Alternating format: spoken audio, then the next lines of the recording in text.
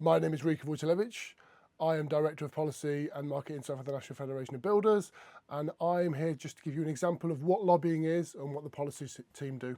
So a lot of our work will be advising members, perhaps on building regulations, kind of linking them up with the right regulatory documents, or maybe there's an environmental piece of regulation you need to meet. So we support members on a broad range of those policy elements, but a lot of our work is actually lobbying, whether that be kind of local government decision makers or central government. And that can appear a bit of a nebulous topic. I like to think of it as we're really trying to solve your business challenges. So I wanted to give two examples of that.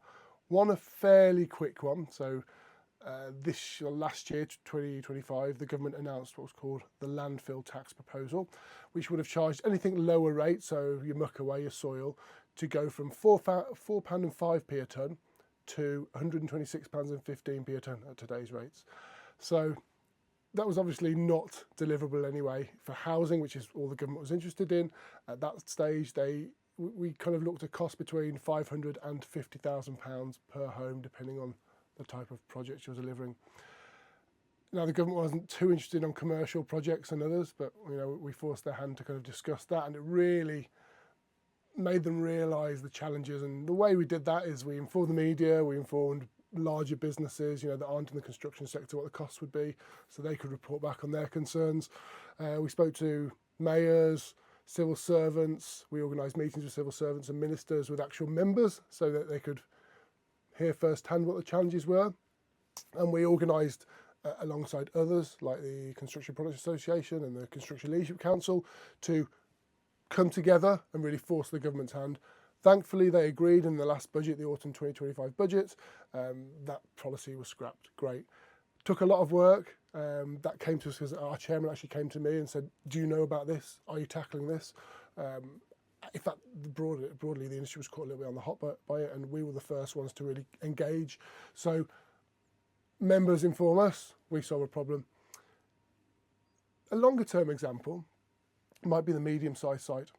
So in 2016-17, the House Builders Association, the HBA, which is the house building arm of the National Federation of Builders, the group there, they were looking at how do we support SMEs. And the government has this idea where they can just kind of make it easier for SMEs to borrow. In fact, that's the only thing they really do, or ease planning for everybody. And they think that's going to solve things for SMEs. And our group decided that actually what we needed was a definition for SMEs.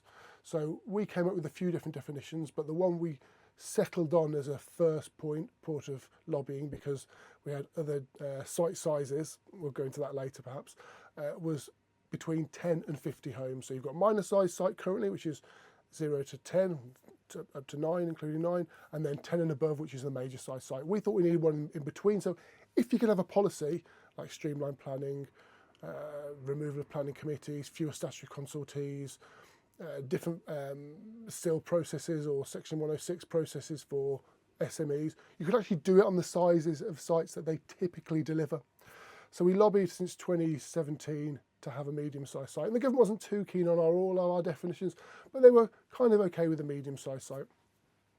But they didn't want to put it in planning terms. And that left us with the problem, because where were we going to get this inserted? So as part of our lobbying tactic, we lobbied for the National Planning Policy Framework to have some changes, and we wrote a whole paragraph basically about identifying sites. So that included local development orders and windfall sites, enabling small and medium-sized sites. So we've got the word medium included in that. We got the government to commit to 10% of local plan allocations being small and medium-sized site. So that was great, but it's not mandatory, so they don't have to do that 10%. And there were other elements as part of that, like subdivision of large sites, which was, a member of ours said this was a real success for us in Coventry in the 80s. Why aren't we doing more of that, subdividing a larger site for SMEs? So we got all that put into the document. But unfortunately, it was only limited to 1 hectare, the small and medium-sized site, which didn't really help members. But the plan was to get that word medium in there. And subsequently, we've had a few other changes to the NPPF that we lobbied on. We got the government to discuss medium-sized fees for planning applications, exemption for medium-sized sites. Unfortunately, they ran away from that consultation after pressure from key groups like Shelter. And Also, the medium-sized site features in the recent biodiversity net gain and the building safety levy discussions. Obviously, our influence again. This year, we finally got the government to agree to a medium-sized site of between 10 and 49 homes. That'd be up to 50, but 49 inclusive. 50 and above, that'll be major again. That took a lot of time and going around the houses and implementing other policies in order to get that success over the line. And, you know, members come up with solutions and bring us challenges, and it's up to us to kind of work out how we achieve them.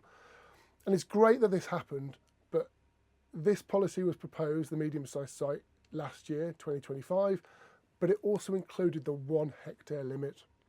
So obviously that has set me off to task to work out how we lobby to extend that. Produced reports, met ministers, met civil servants, brought everyone together, asked non-members to engage with the kind of pre-consultation to this proposal to get the government to realise that the medium-sized site definition needed to be more than 1 hectare. We also found a site that the government really backed that wouldn't have met their definition as a medium-sized site.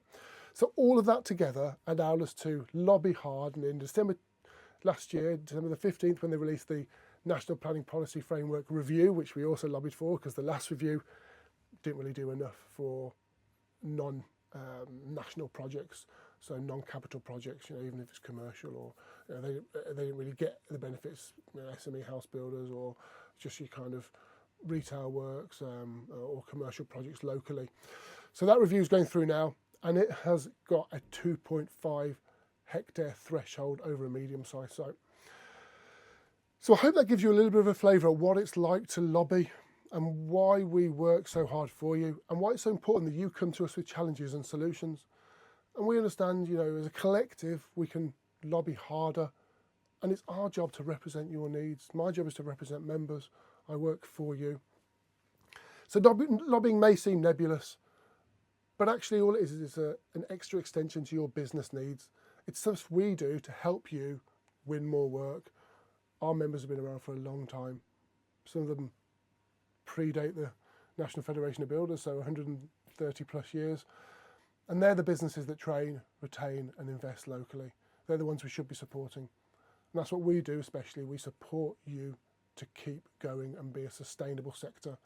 And we are not quiet to government about that. So please, come to us with challenges, come to us with solutions. We're working on so many at the moment, and we've had a great track record, and everything is strategic.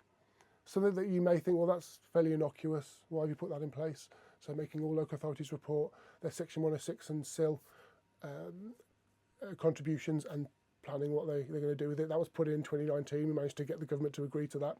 Didn't have to report it before. We did that so we can start making the point that this is mad, that the local authorities have got 2 billion locked up, not doing anything, and you're still requiring developers to pay more and more and more. So lobbying really is the way we start to fix the greater challenges